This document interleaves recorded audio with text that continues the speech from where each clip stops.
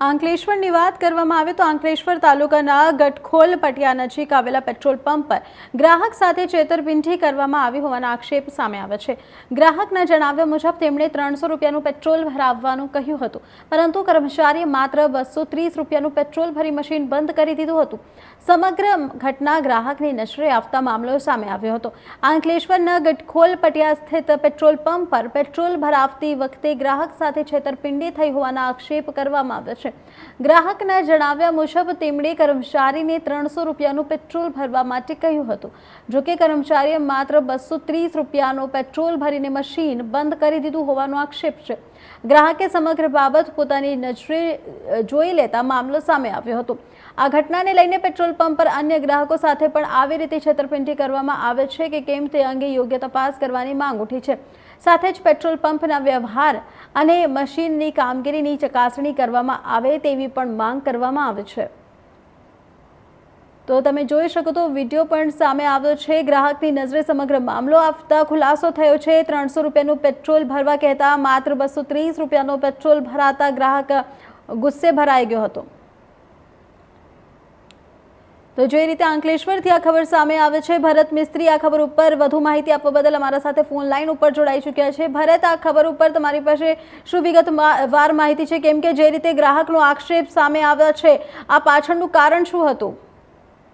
જી, ચોક્કસથી વાત કરીશ કુમલ કે જે રીતે અંકલેશ્વર પેટ્રોલ પંપ ગ્રાહક સાથે આચરવામાં આવતી ગેરરીતિનો એક કિસ્સો પ્રકાશમાં આવ્યો હતો અને અંકલેશ્વરના ગટખોલ પાટિયા પાસે આવેલ પેટ્રોલ પંપ પર એક વાહન ચાલક જ્યારે પેટ્રોલ પુરાવા ગયો હતો ત્યારે 300 રૂપિયાનું પેટ્રોલ પુરવાનું કર્મચારીને જણાવ્યું હતું, પરંતુ જે કર્મચારી પેટ્રોલ પૂરતો હતો તે 300 ના બદલે 230 પર જ પેટ્રોલનું મશીન બંધ કરી દીધું હતું। સદનસીબે ગ્રાહકની નજર મશીનના ડિસ્પ્લે પર જતા જોયું તો એને 230 જ લખી દીધું, 230 રૂપિયાનું જ પેટ્રોલ ભર્યું હોય એવું ડિસ્પ્લેમાં બતાવી રહ્યું હતું અને ગ્રાહકે આ બાબતે સ્થળ પર જ વિરોધ નોંધાવ્યો હતો અને કર્મચારીઓ સામે આક્ષેપ કર્યા હતા। સ્થાનિક અને ગ્રાહકમાં હવે એ વાતનું ભારે જોર પકડી રહ્યા છે કે આવા રોજ આવા કિસ્સા કેટલાક બનતા હશે।